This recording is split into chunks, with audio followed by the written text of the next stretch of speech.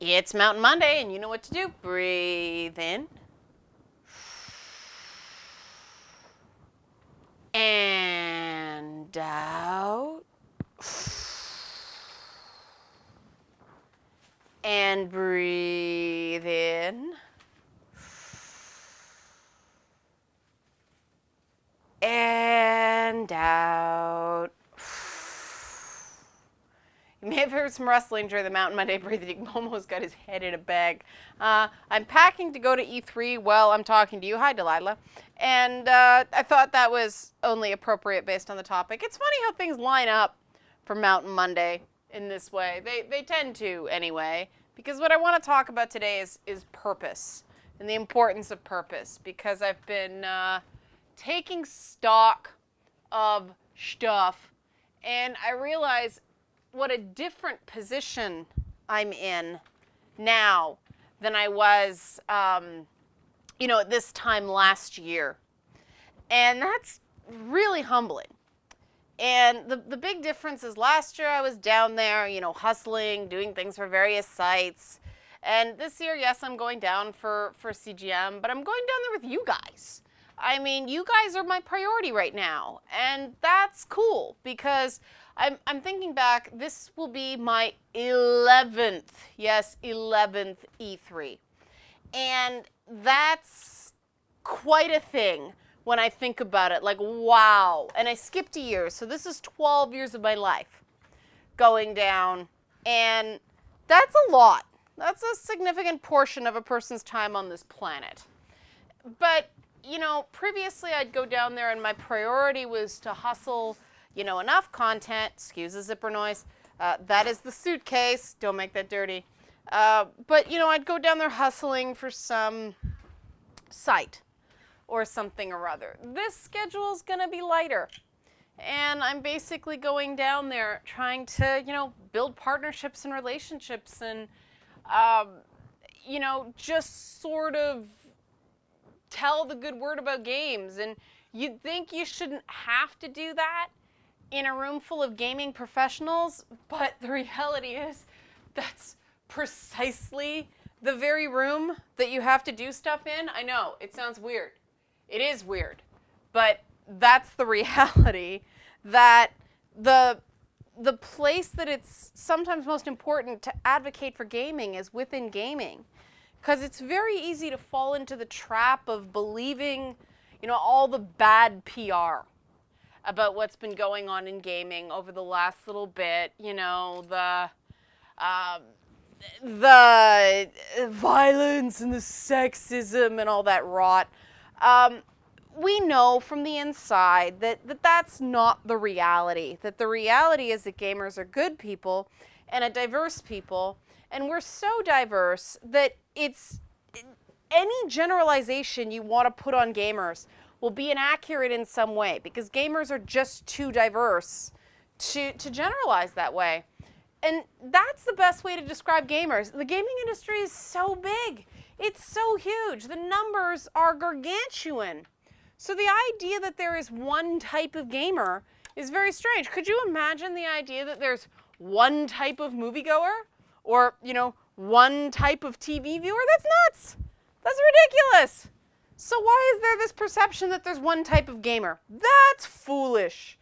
And that's sort of what I'm going down there with the intention to do, is just make some positive connections and find a way to find some people to work with that really believe in gamers and really sort of believe that it's beyond making games. At this point, we do have to advocate for games. We do have to be believers in games and good stewards of the message to, non-gamers about gamers. And we have to be positive.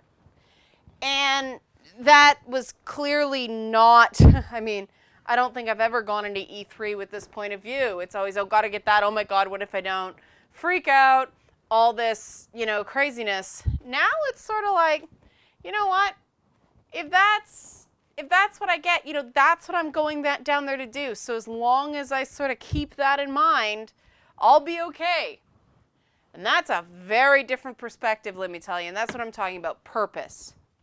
I'm reading a lot of stuff about purpose lately, and that's weird, like when things sort of gel around a common theme, for lack of a better term. That's always like, I better take notice of this. And purpose has been a big theme of the stuff I've been encountering lately. And it really is important. The idea that you're not just doing something because, it'll make you money or it'll get you ahead somewhere. Like, ahead to what? How do you know if you're getting ahead if you have no direction? And that's been the big sort of change between last year and this year, is I feel that this year I have not a purpose, but a series of purposes, and a lot of them revolve around you guys. I'm sure you guys are aware, but I'm going to say it just in case you're not, that I do listen to what you say. And I do take it to heart, and I do try to apply it. And that means, it doesn't necessarily mean I'm going to do anything. I'm going to do this for this. But when I am in a situation and there is an opportunity to act on a bit of feedback that I've received from you guys, I'll take it. And that's sometimes hard to see. But it's very much there. And, obviously my interpretation from a piece of feedback may be different from someone else's. So it's easy to say, no, you're not doing that, because it doesn't come out exactly the way that someone would expect it to. But that is, in fact, what's going on. So I wanted to let you guys know that. And, that's why I do ask you guys' thoughts on, well, what do you think about this? Or, what's your, and, not everybody responds, and that's fine, but I do appreciate it when people do. Because I know that's taking time out of your day, out of your week, out of your life, to do something that isn't going to benefit you immediately. And there are a surprising number of people who aren't willing to get off their butt to do something unless they see an immediate benefit for them right away. And I've found in my life, at least, that's the most surefire way to not benefit from things long term, is to constantly think in the short term, what's in it for me now? Because worthwhile things take time to grow. And that it's very easy to lose sight of the goal. It's very easy to lose sight of why you're doing something when things take some time to develop. Trust me, I'm well aware. And so that's why purpose and intents and everything like that are so important, because you can't necessarily see where you're going. You can always check into why you're doing something. And that's very important, I think, anyway, because you can't necessarily force a timeline. You can't necessarily say, I want this now, and get it. What you can do is say, I'm doing this for this reason. That you can control. And that's very important, because, knowing what battles you can fight and win, and knowing what stuff you have no control over, those are marks of adulthood.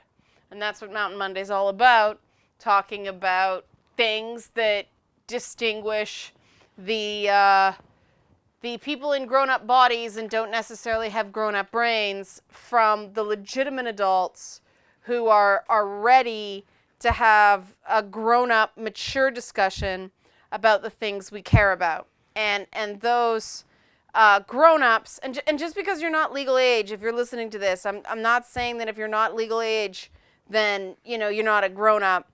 I know, I was in your shoes. I was sort of, you don't want to say wise beyond your years, but I was definitely passionate beyond my years. I was a real go-getter. I was working in television when I was 19 years old. I was really young. I was supervising people older than me. That was very humbling.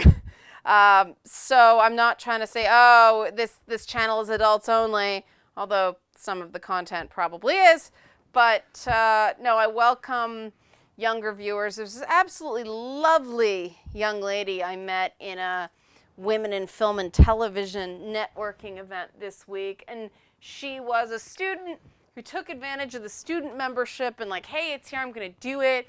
And she was in there with, a room full of professionals. There weren't very many students.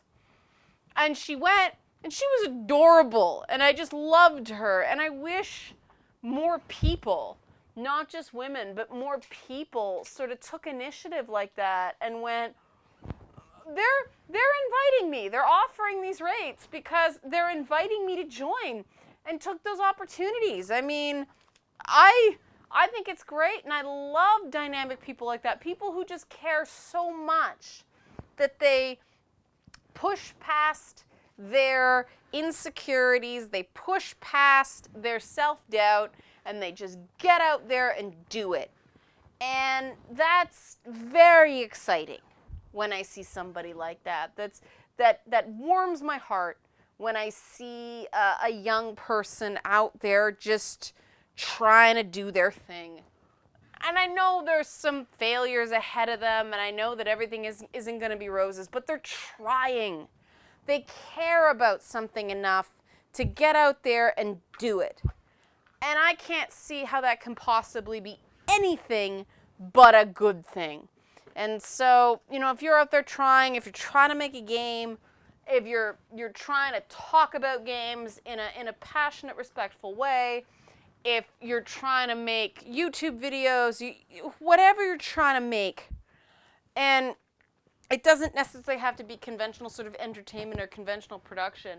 If you're working with children and you're trying to make their lives better, or you're working with at-risk people of any sort, and you're just doing something and you know why you're doing it beyond money, I think that's amazing. You're on purpose, and I hope you feel that unique sense of fulfillment that people get when they are doing something for reasons beyond, a paycheck. Because we all know in the modern era, the paychecks are never good enough to justify the hours we have to put in. They're just not. It's an unfortunate reality of the modern world that everybody's overworked, everybody's underpaid. And so success comes in terms beyond that. So I hope you found that a little bit uplifting. I needed the pep talk going into E3 because E3 has a tendency to make people feel quite small. So I hope you enjoyed my little self-talk broadcast to the world. We're going to close out. Everybody breathe in. And out. And breathe in.